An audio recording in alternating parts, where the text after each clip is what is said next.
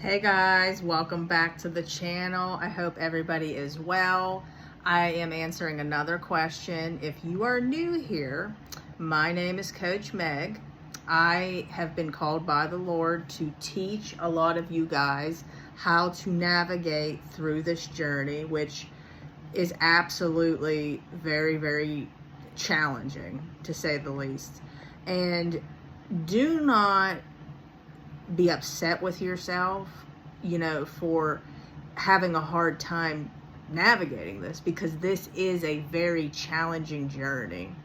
And anybody that tells you differently is a liar, okay? Because nothing that comes from the Lord that's good is going to be easy. And growth itself, let's take growth. With growth is going to be painful. It just is what it is, okay? So how can you develop and grow without challenges, opposition, pain, all of that? So anyways, I'm going to be answering one of the questions. So if anybody's wondering why I'm dressed up, I don't want you guys to think I'm dressed up for the video. Today was my birthday, not a big deal, but I went out. So anyways, that's why I'm a little bit more dressed up today. So to the compliments on my shirt, thank you. It's a dress. It was from Amazon. So anyways, the question is, that I was going to be answering is, how do I stop spiraling? Okay. Now I get a lot of people that I work with that spiral a lot. And to anybody that doesn't know exactly what that means, is something can happen that triggers them and they just get really anxious and very upset and, again, panic attack, all that. So first off, let's educate ourselves here. When that's happening, obviously your anxiety's kicking in. We know that anxiety is a spirit, and I like to use both. I like to use the spiritual side, the logical side. So the spiritual side that's the spirit of anxiety. The logical side is your anxious attachment style. And you have to be able to come up with coping mechanisms and stuff like that in order to process what's happening. So by you just flipping out and getting yourself worked up, it's not going to solve anything. As a matter of fact, all you're going to do is make yourself more nervous. So what I encourage you to do is, when you are spiraling, I tell a lot of my clients to get in touch with me, co-regulate in some way, self-regulate. We need to be able to learn how to do both, okay? But it's very nice to have somebody to work with, reach out to somebody. If you have a coach, reach out to them. To anybody interested, I do one-on-one coaching. You can get in touch with me through deadmarriagesredeemed@gmail.com or redeemingthebroken@gmail.com.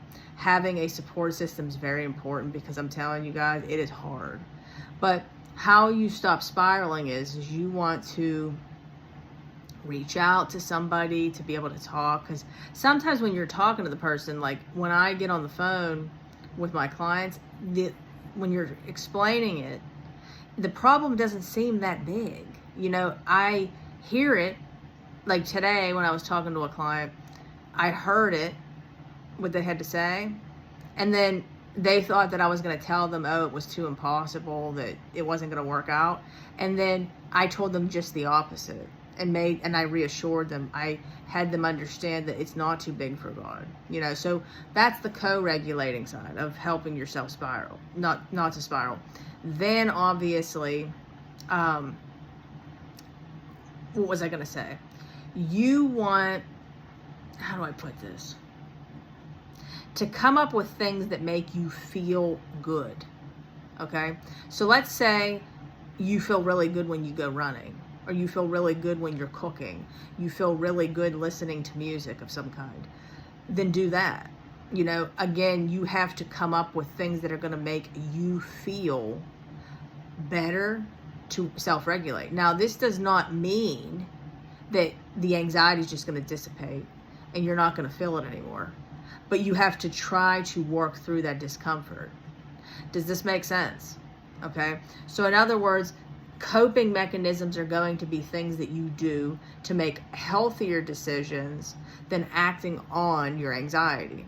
So like, for instance, when your spouse says something really nasty to you, or maybe you see a Facebook post or something, acting on your anxiety is going to be reaching out to them, maybe saying things that you shouldn't say, maybe begging, pleading, desperation. We don't want to do that. That is not going to help us, okay? Instead, we want to remain calm. We want to remain intact. First off, just by the attraction itself with people, you're not going to attract your spouse back by acting on your anxiety. It's just not going to happen, okay? They're actually going to want to run more from you.